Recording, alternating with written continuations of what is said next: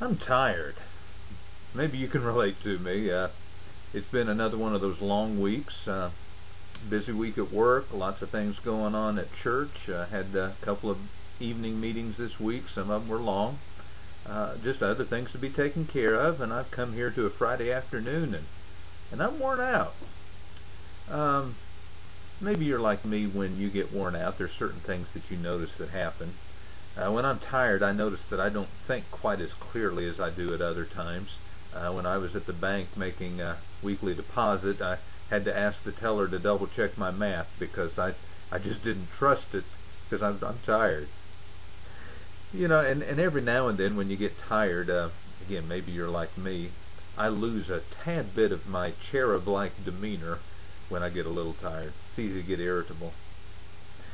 And you ever get that point where you're just tired and you just feel like sometimes there's not much left in your tank until you get a chance to recharge. Sometimes maybe you even get to that spot where you don't even rest well just because you're thinking about all the stuff you got to do. Well, I am just glad that you'll never hear God say, "I'm tired." Now, He'll never say that. Now, the scriptures do have a few different images of God. One that in the Psalms it says, ask God to wake up from his slumber.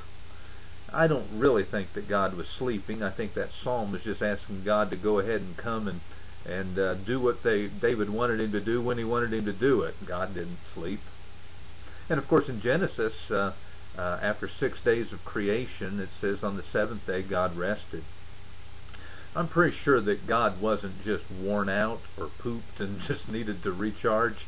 I think he was giving us an example, because later on in the law he made it clear that man needs a Sabbath rest, and of course he pointed out to his own example in creation as the basis for that.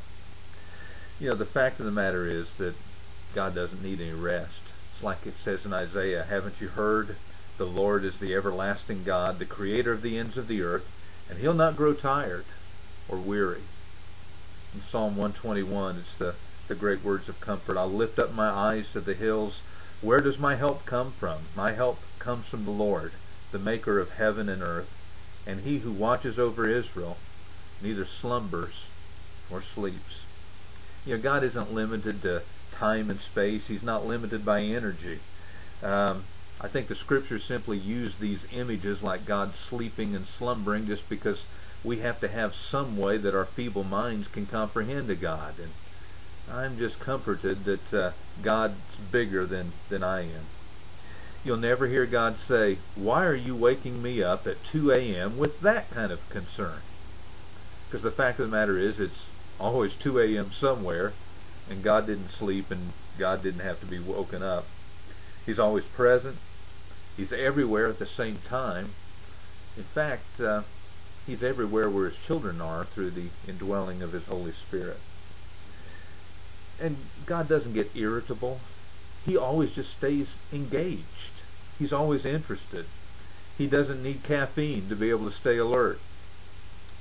Our concerns matter to God. He doesn't get tired. He doesn't sleep.